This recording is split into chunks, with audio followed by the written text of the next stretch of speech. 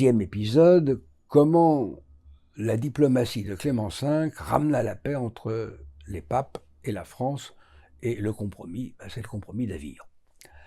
Dès que le roi apprit l'accord du pape, donc pour en finir avec l'ordre du Temple, il arriva au concile, la présence royale dont je parlais précédemment, avec ses 2 frères, ses 3 fils, le 20 mars 1312. Et le 22 mars, le pape réunissait un consistoire, donc avec les seuls cardinaux, qui à une large majorité, celle des 4/5, vota en faveur de la disparition de l'ordre du Temple.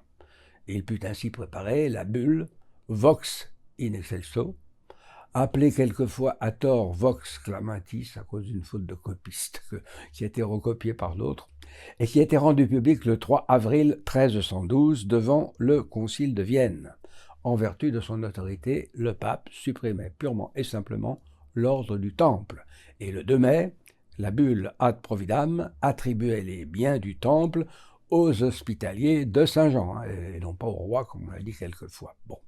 À lire attentivement la bulle de suppression du Temple, on voit que le pape prend beaucoup plus en compte le scandale causé, je cite, par le soupçon et les insinuations bruyantes, fin de citation, que les accusations elles-mêmes sur la réception dans l'ordre, puisqu'il parle d'une réception secrète et clandestine des frères de cet ordre, ce qui laisse entendre qu'il ne la connaît pas bien exactement. Bon.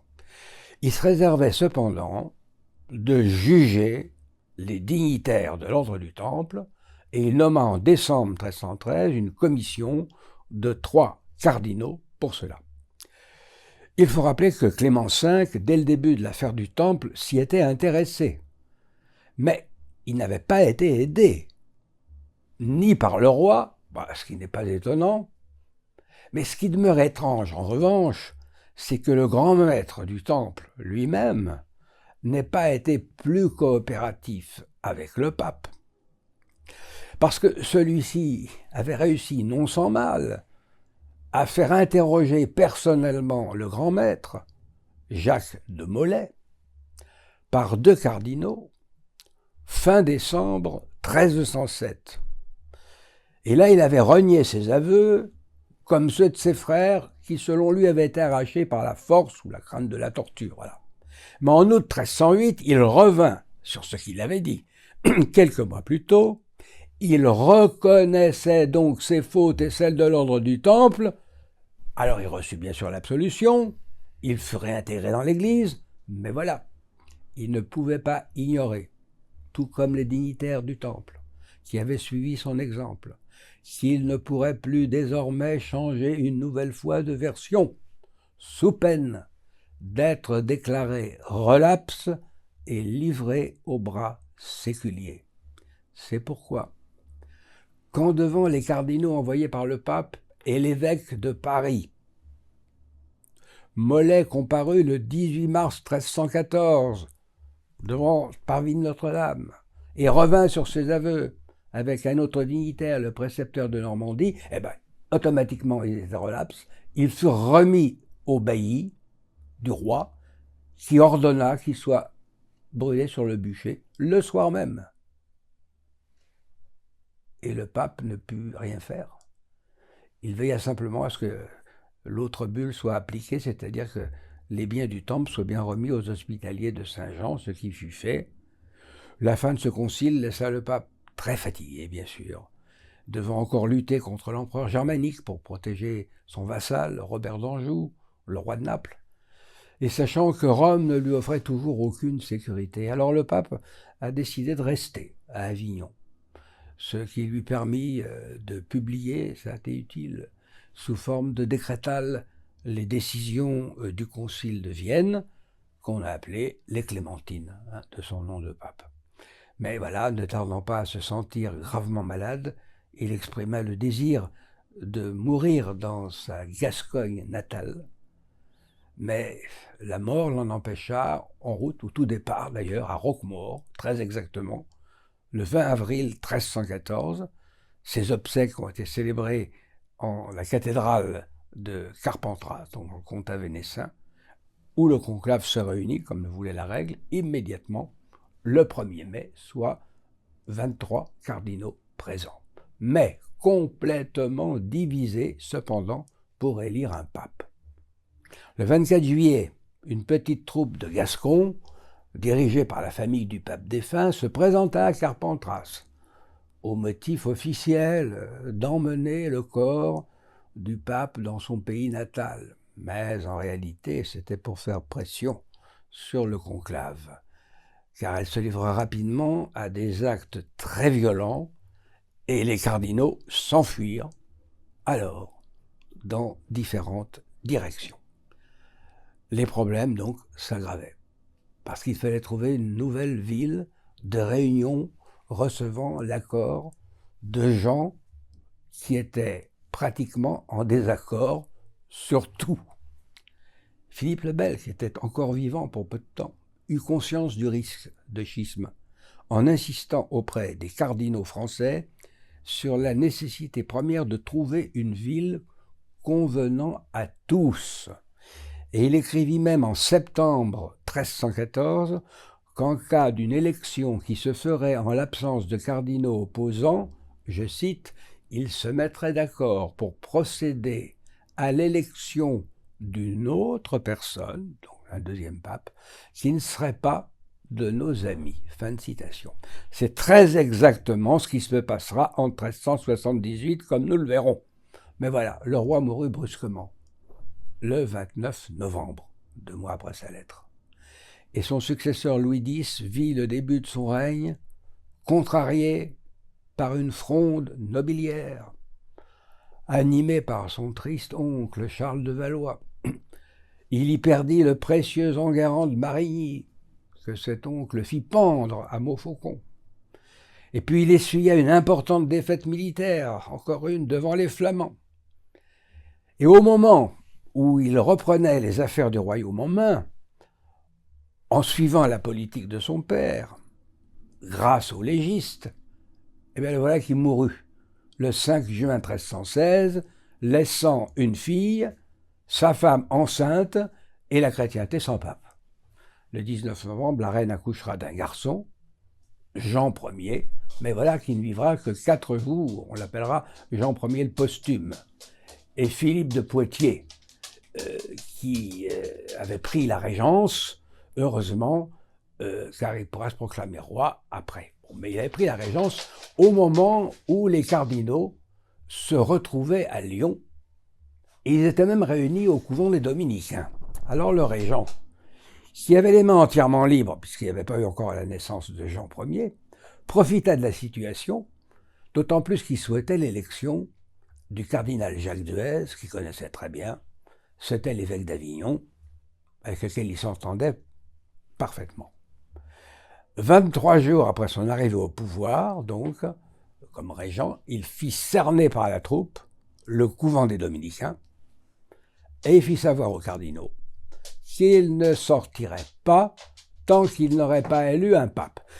C'est pas une pression pour faire élire tel ou tel, non, c'est pour que l'élection se produise.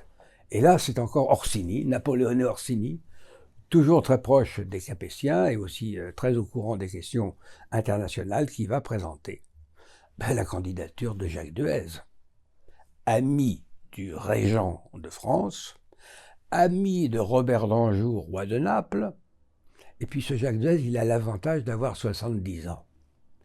C'est très âgé pour l'époque, on mourrait entre 40 et 50 ans.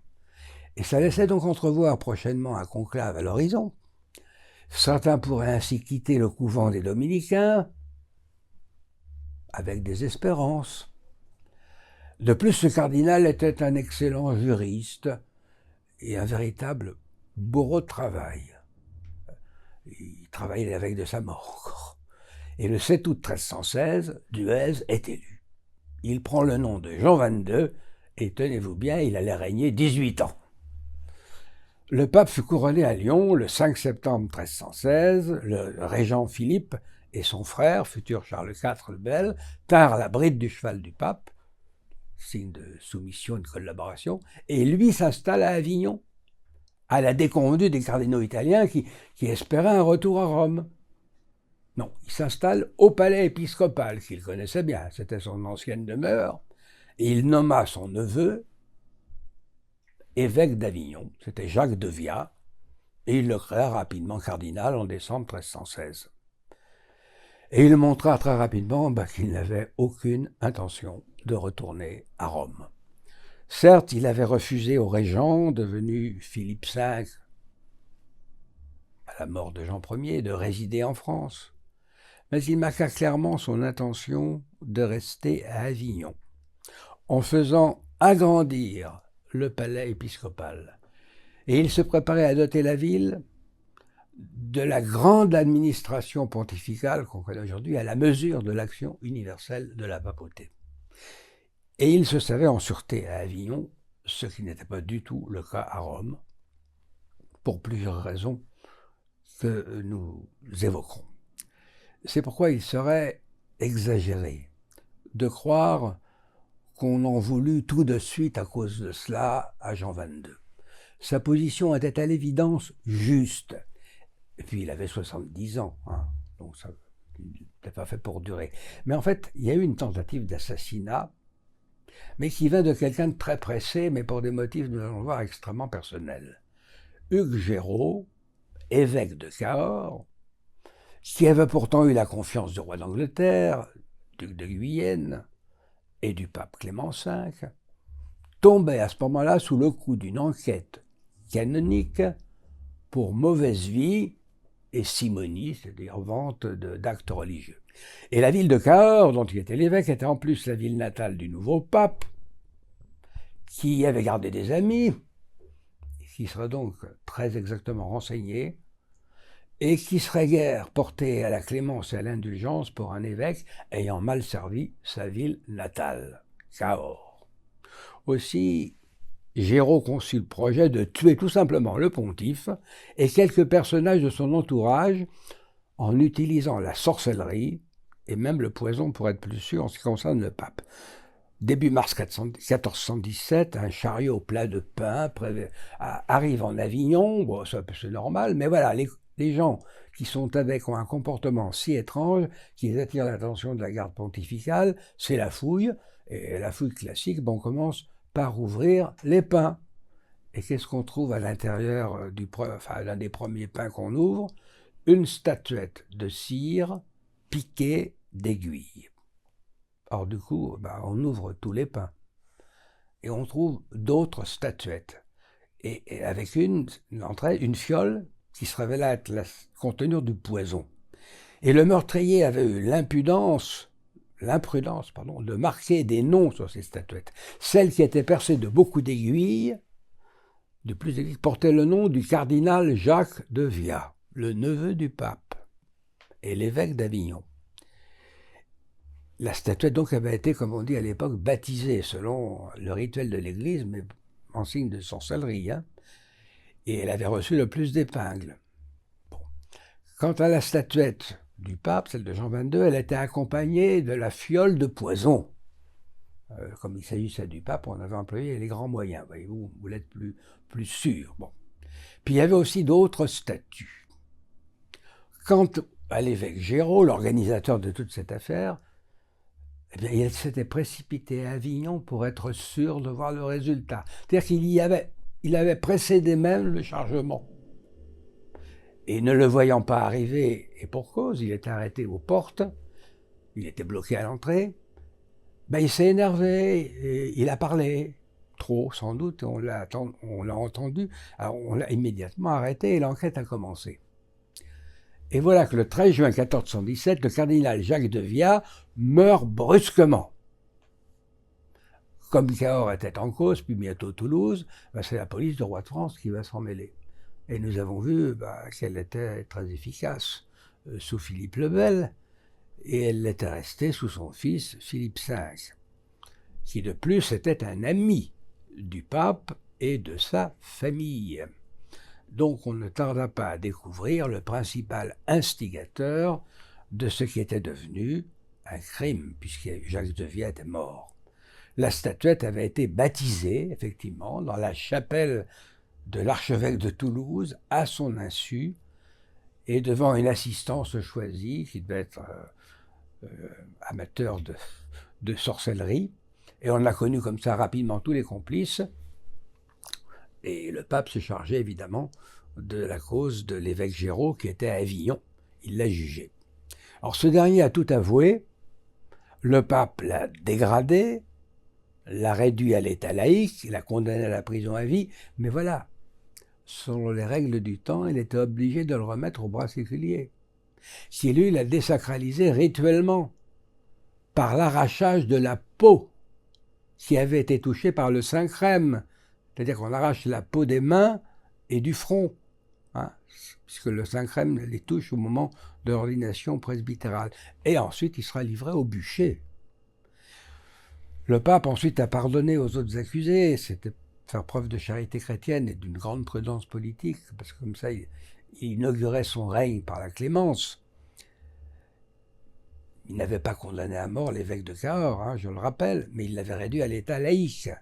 Et ce dernier, il devenait justiciable du roi à ce moment-là, qui avait parfaitement le droit de considérer tout de même, surtout à l'époque, qu'un homme qui avait été ordonné évêque et qui s'était ainsi livré à la sorcellerie meurtrière, en faisant baptiser des poupées de cire et ensuite en les faisant piquer par des aiguilles, ne pouvait être que retranché d'une société de chrétienté pour crime.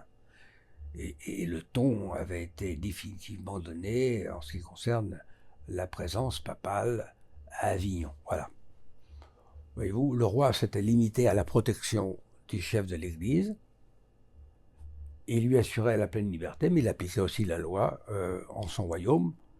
La preuve, c'est que ce pape put régler comme il le voulait, ensuite, certains problèmes théologiques, et même être averti simplement et sans pression des conséquences de certaines de ses positions en théologie, même peut-être quelquefois de ses audaces, et jeter des bases d'une plus grande administration pontificale. Il sera tout à fait libre de le faire.